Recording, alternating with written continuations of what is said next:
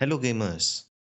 Welcome back to another episode of the TPP Perspective, a podcast by a gamer dealing with news and events from gaming world and entertainment. So join in, share with your gamer friends, and let's dive deep into the world of gaming and esports. Last episode, we all talked about a step in the esports world which was celebrated all over the internet, specifically by the Counter Strike community. That was the match between Navi boys team and Imperial female team.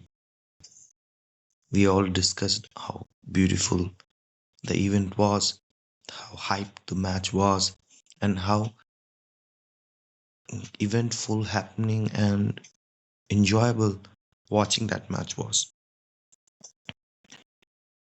Moving forward in this amalgamation of female esports and male esports, and beautiful news is coming from the other part, the other side of the FPS genre of esports. We are going to our Valorant community where we have news that a female team has qualified the VCT Challengers, which is the qualification tournament for the main VCT circuit, and they have now they will be now playing against top uh, top all I we cannot say all male because recently Valorant male side, the VCT teams Apex have launched their mixed team as well.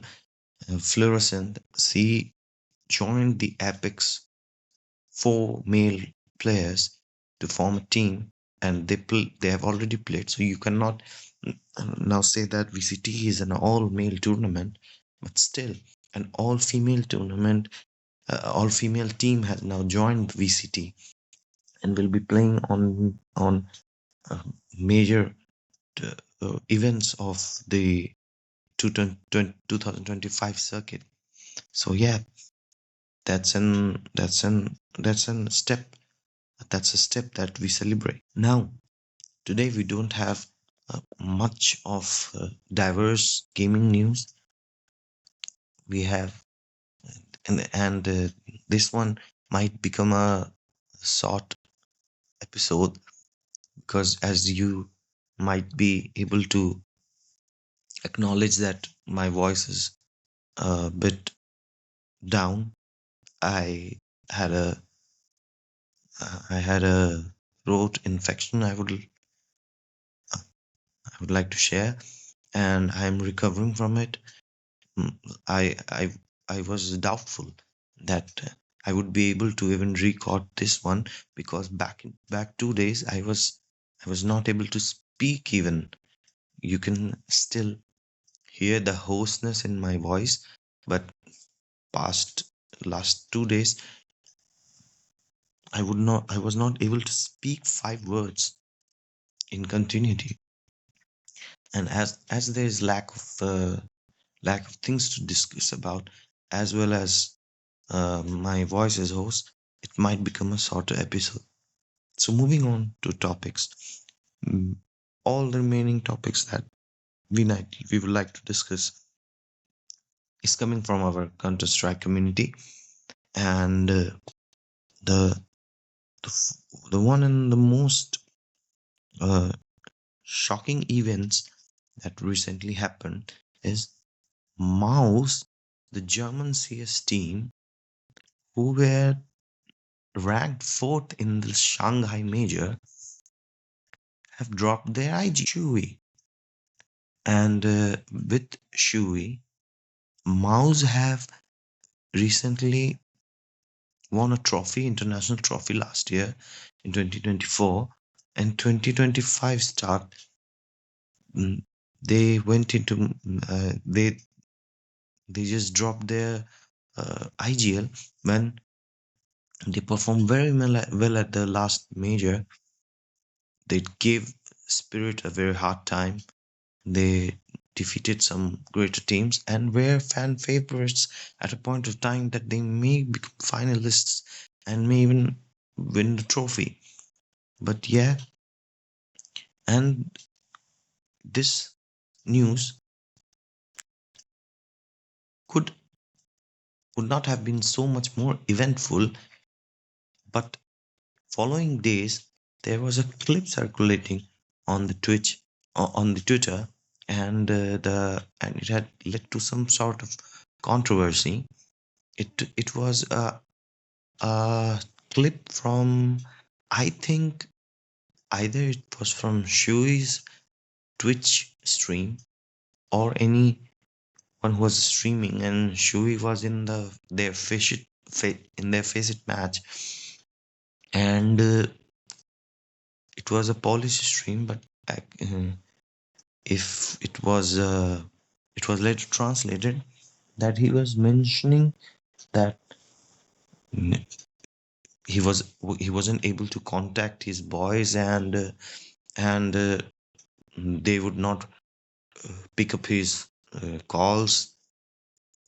Some of the, someone didn't have a phone, and he talked about a person, his friends or his teammate, who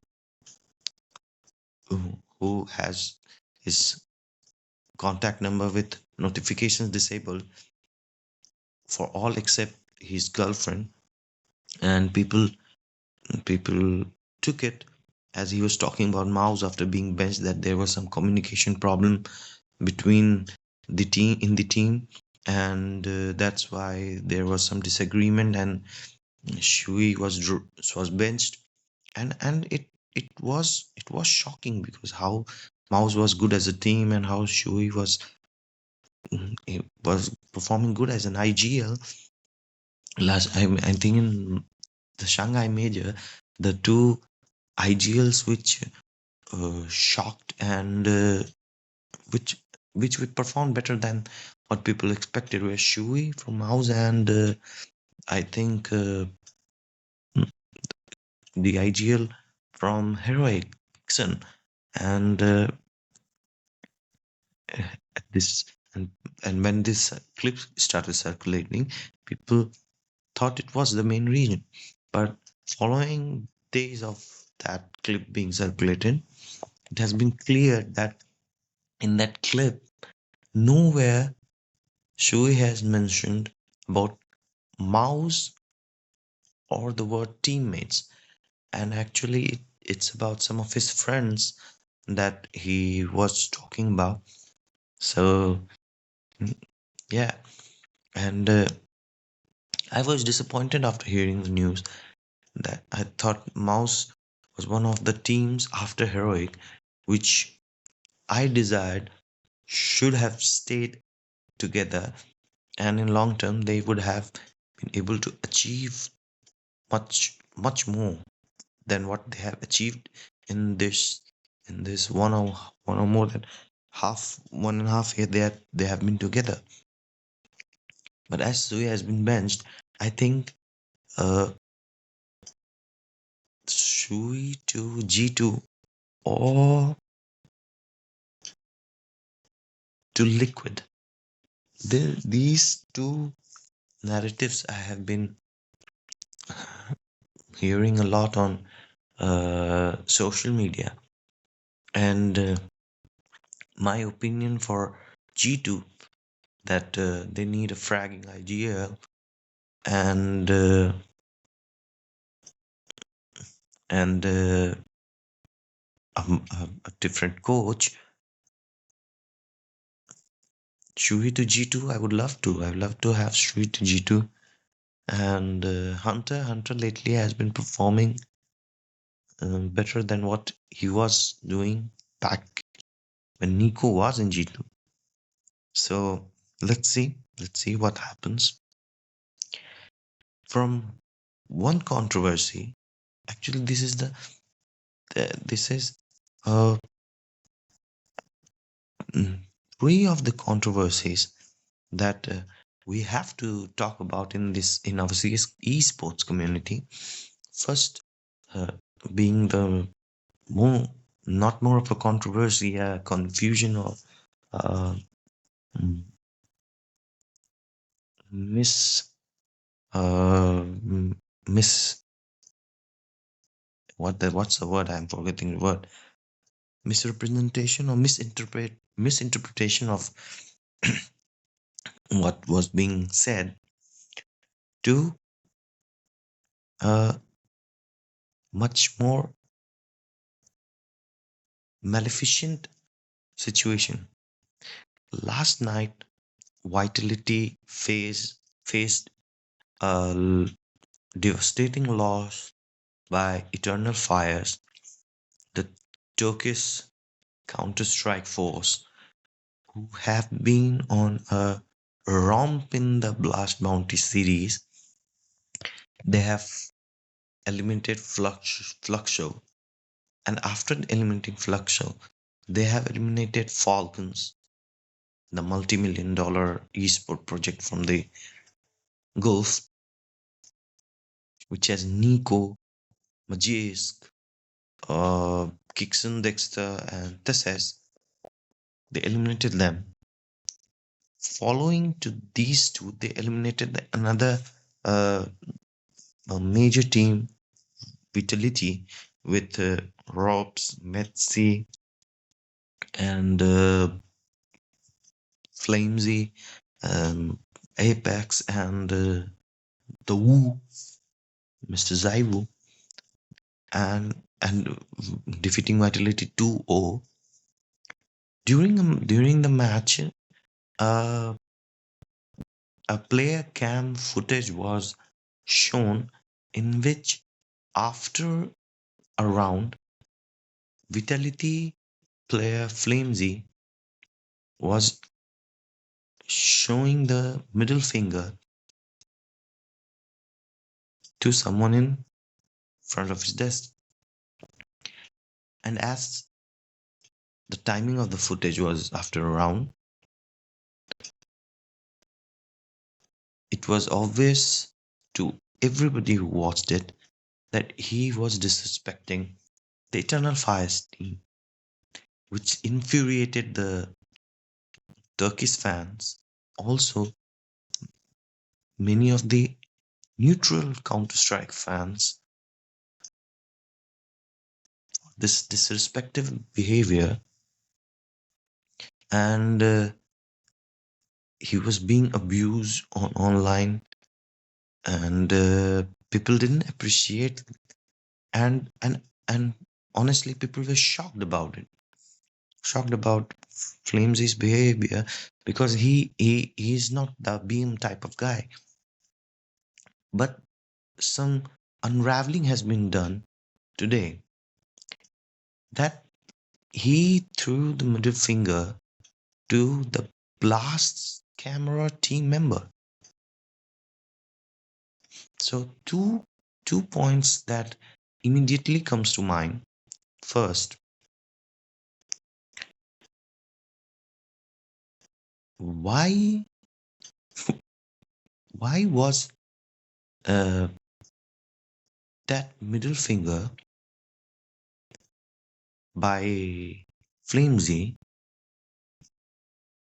which was recorded pre-match started, was stored as a clip? Secondly, and if it was stored as a clip, a recording which was done before match to a third person, and that clip was forcefully and with total consciousness being injected in between the live stream to frame a narrative that Flamesy was giving a middle finger to Eternal Fires, disrespecting their opponents. Yeah, you could say it was not a controversy of that sorts, or you could say that it's not that malevolent of a sorts.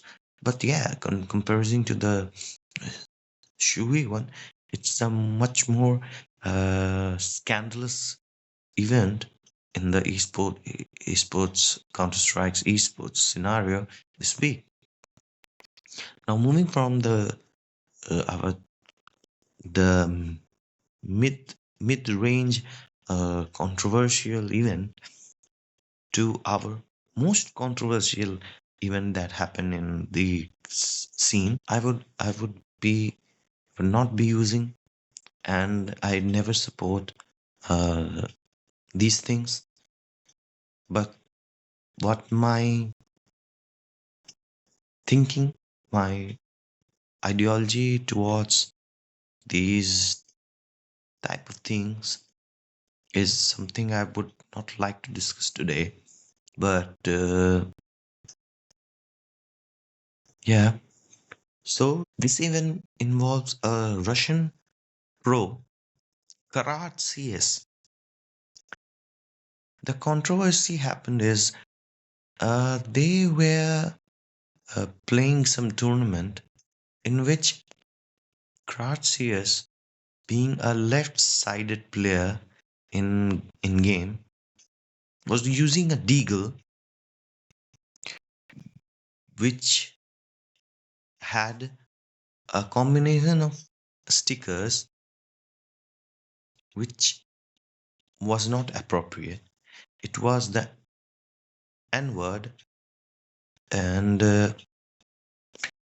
when he uh, played with the left hand, that was not visible to anyone, including him.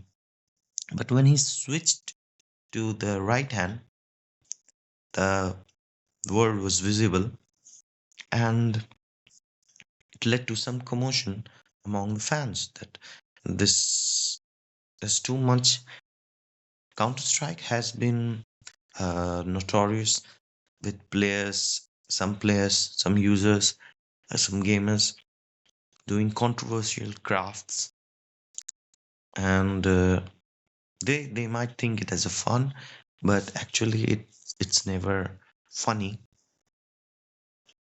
But in a pro scene, a player doing such things takes it to just another level on stream, on your personal inventory, among doing it among friends.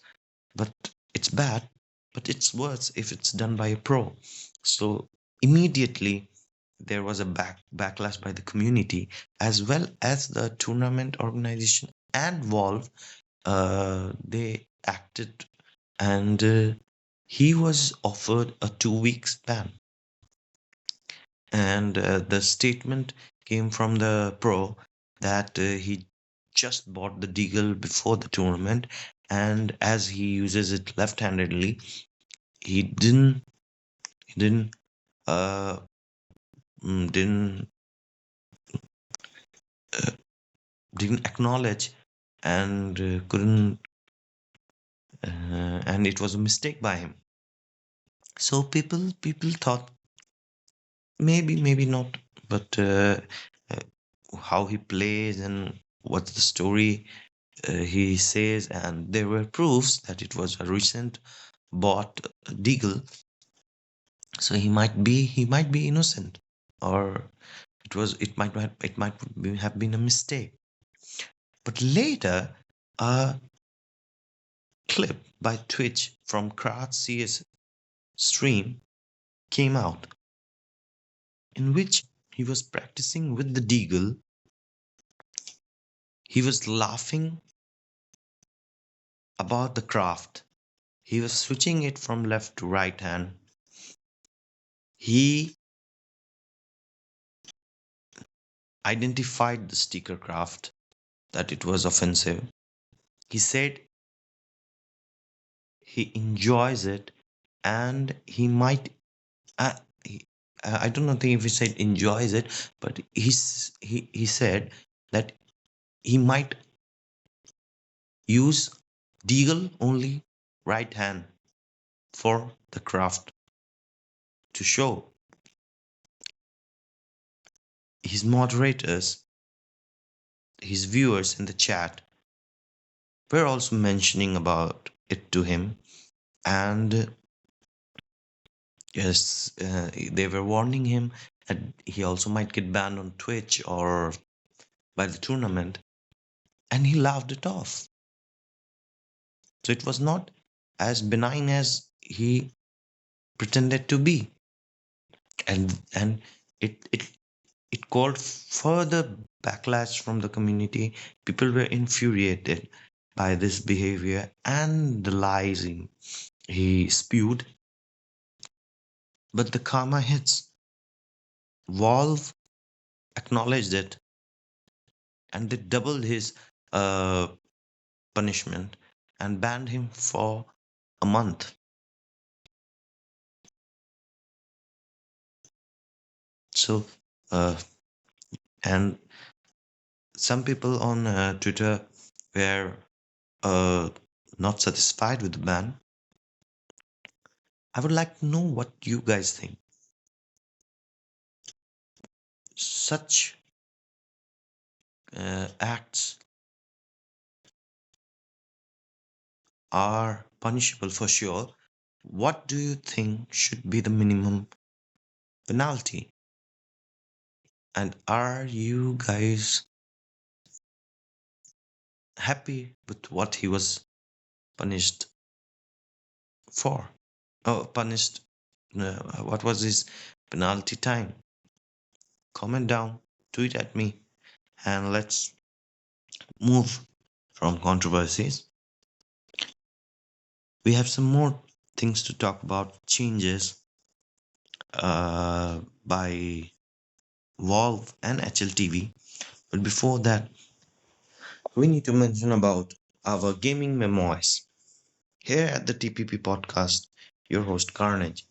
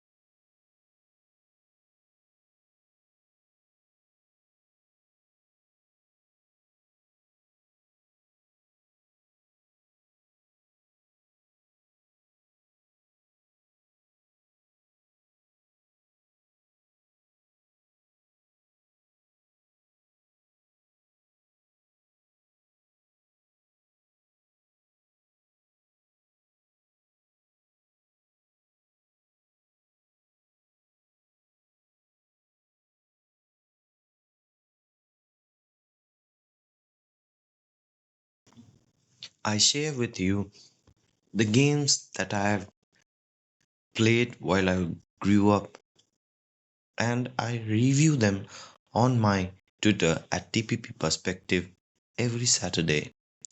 And and with and as we do it every week, this week's game,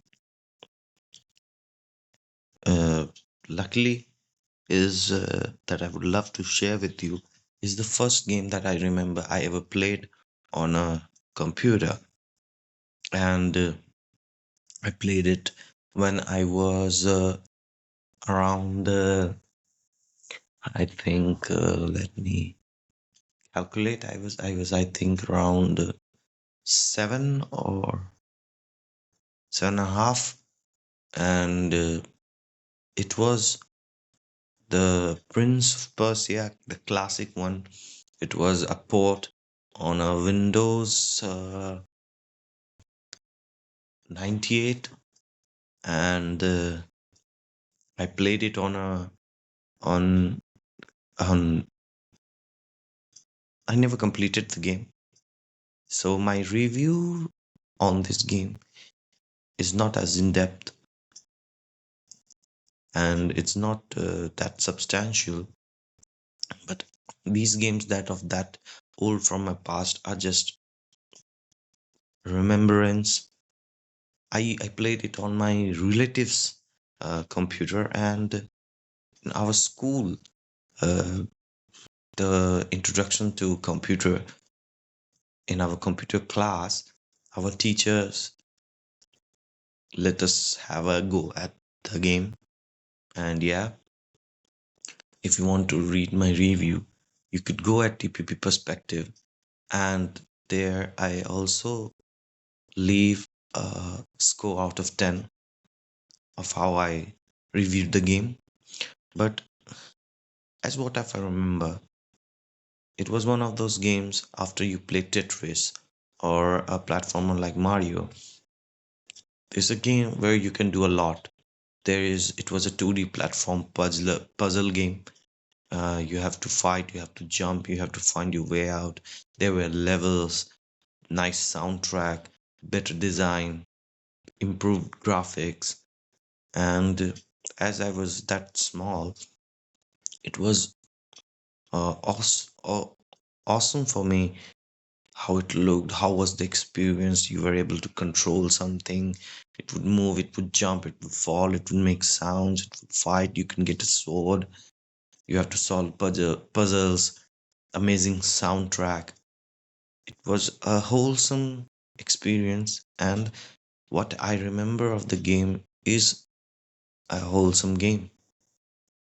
And since then, Prince of Persia has become a very famous franchise of games, as well as a fantastic movie where one of my favorite actors, Jake Gyllenhaal, plays the protagonist as the prince. Fantastic movie with Ben Kingsley. If you haven't watched it, you can watch it. If you love Prince of Persia or if you're a gamer, you uh, you should try to watch any other pop culture references of your games. So yeah, the game has a very good memory for me, and it has a very sweet spot in my memoir. And yeah, so yes, if you want to check how much I reviewed it out of 10, go check it out. If you have any memories, if you have ever played the classic Prince of Persia, tweet it down below on the review at TPP Perspective. So now moving on to some changes that have been done. One by HLTV, second by Valve. The more exciting news for later. The HLTV has changed their parameters to count a gameplay by a player as a clutch in the pro scene. So as you know, HLTV is the go-to site for anything related to esports of Counter-Strike, and they are the most authentic say for stats of players, matches, results, events, and a very good community. Shout out to HLTV community who talk about games, discuss, have opinions, and that there is a very good system with great articles and news system and awards. HLTV is a very good platform, and in Counter Strike, there are few stats that are very paramount. For example, wins, losses, uh, win percentages at map on T side or CD side, KDs, and the ADRs, and one more important is clutches.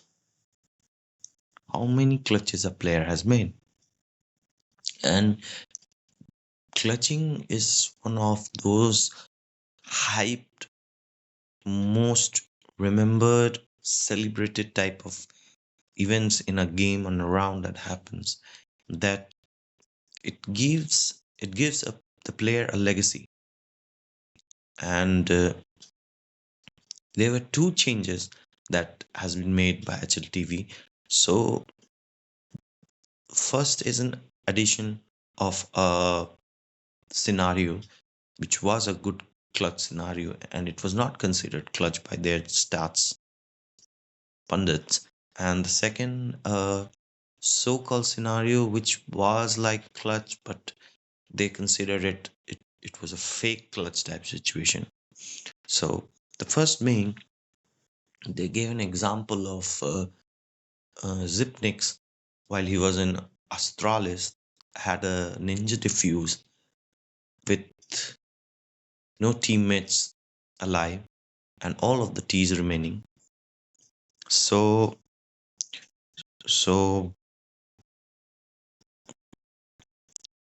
previously these diffusers, and there were only one diffuser remaining and opponent all teams are remaining, these diffusers were not considered as clutch, but now they will be considered as clutch. Secondly, the one that was removed was, I exactly don't know what was the parameter before, but the recent parameter, that is,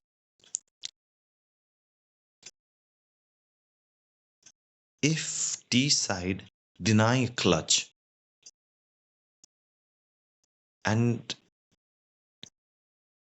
in that scenario, if there is more than one T remaining at the moment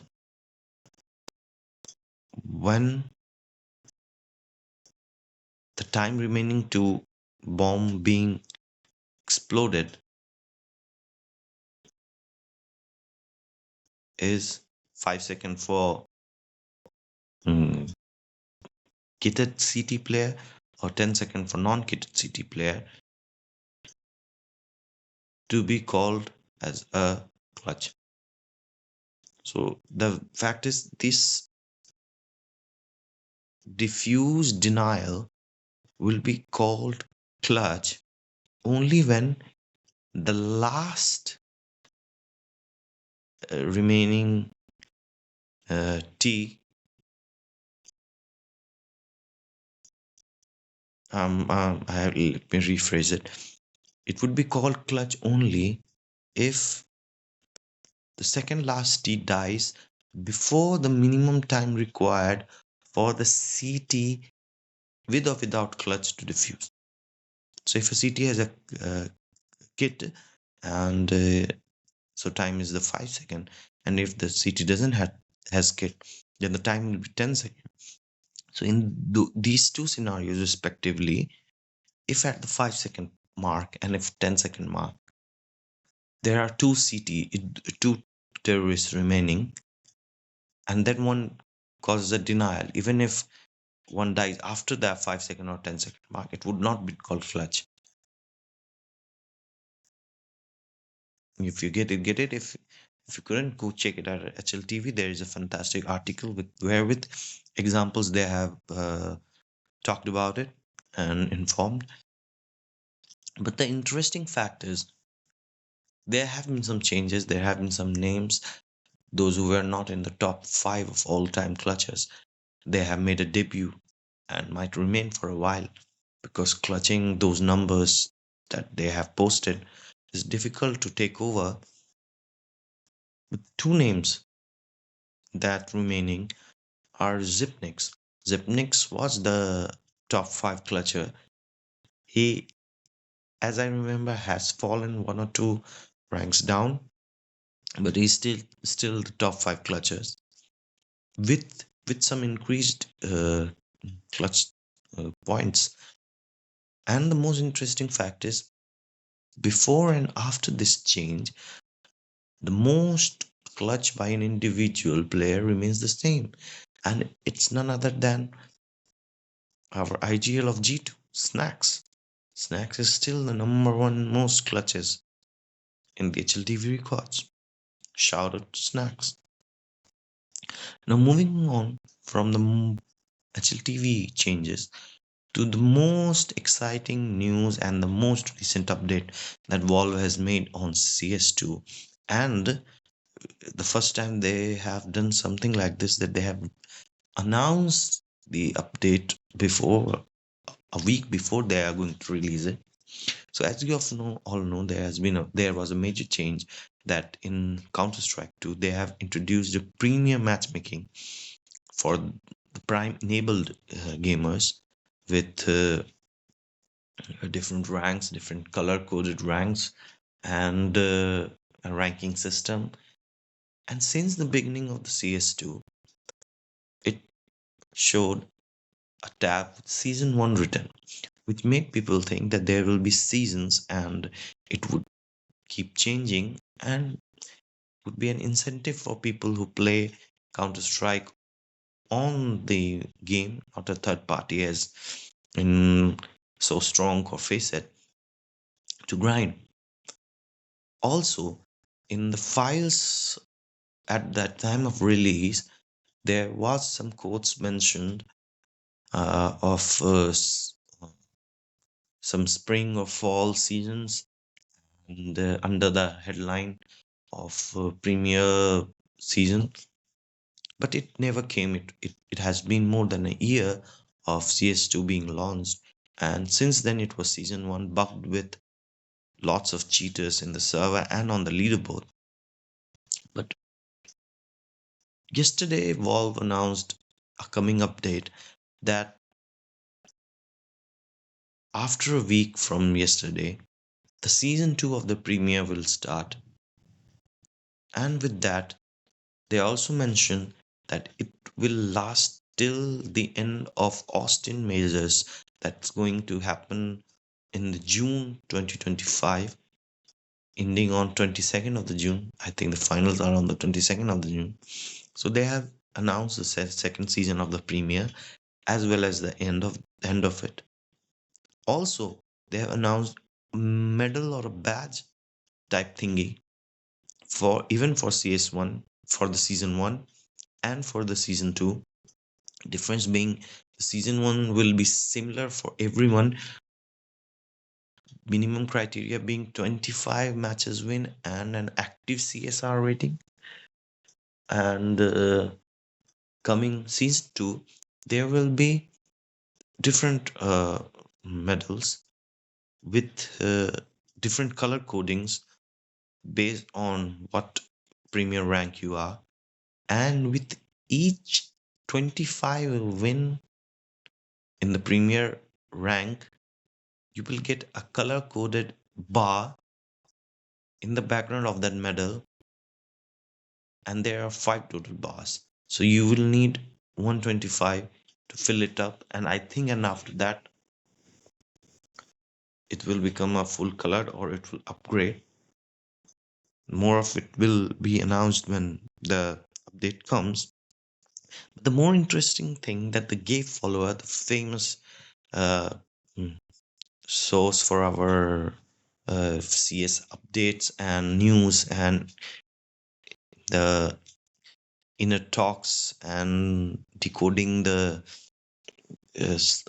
codes of CS2 and mining it out and giving us information updates. Shout out to Gay Follower. He mentioned that he will be revealing something about new anti-cheat. According to him, WAC 3.0 is also being deployed or will be announced or something like that, because as many are speculating, if they have delayed season 1 for so long and now they have decided to go for season 2, and as everybody knows that season 1 leaderboard was filled with cheater accounts, then the whole idea of this ranking and rating system falls to a ditch, because there's no benefit. If it's cheaters who are going onto the leaderboard, why the better players will even grind? So it's an idea that Valve has devs have figured out the anti-cheat for Counter Strike, and they are now sure enough that they want to end the season 1 and start season 2. There have been some mentions. Gabe mentioned in his recent video, his name is not Gabe, his name is Max. Max mentioned in his new video that as the devs have reintroduced Overwatch for some trusted partners, and recently they were doing some ban waves, and recently there were many bans of different types for bad actors and rage hackers. And as you mentioned, it was something like that. If a player switched to cheat in game and the client side notices it, the it's that the point also to be mentioned is the anti cheat is not only on the server side. There is a client side of the anti cheat. So when a player rage cheats or rage activates the cheat, then the client side detects it, and then it uh, relays it to the server, and there's a there's a lag that you can feel. And as he showed in his video, that there was a lag of a cheater in the game when the client connected his gameplay to the server, and then server analyzed, and within a within 4 or 5 rounds, uh, the game terminated and the player was banned for a day, competitive ban. And that competitive 1 day competitive ban leads to decreased trust factor, and then throwing them down into the hell of uh, hacker only servers or bad trust player servers. So keep an eye out. There could be something very big coming for CS2, and it might be good for Counter Strike because we need an anti cheat. And with an anti cheat, the one major part that Counter Strike has been a bit repulsive for some players was the cheater problem. If it gets fixed, our beloved game could reach more heights that it has ever. So this is all for our fifth episode of TPP podcast, TPP Perspective podcast. If you want to ask any personal questions, use hashtag Q&A on my Twitter and ask about it. All the questions might not be answered. I might take one after careful consideration and answer you either on Twitter, or might showcase the question with your name, a shout out to you on the episode itself next Sunday. Or if you want to ask any non personal questions, or you want me to talk about anything, or you want my opinions on anything in this gaming world or entertainment or anything esports related, use hashtag TPP perspective, or and tweet at me at trait of TPP perspective on X. These non-personal questions will not be uh, limited by numbers, and as many of you tweet, I will, if I know anything, if I could opinionate something enough, I will take it on the podcast. I will shout out and I will talk about it. Follow me on Twitter, check my bio. There's a link tree of all where these podcasts are uploaded on. You can find it on all major platforms like Spotify, Apple Podcasts, Amazon Music, YouTube, Spreaker, Good Pods, and many more. Share with a gamer friend. Share with anyone who loves to hear podcasts. Follow me on Twitter. and anywhere you want to listen. And signing out.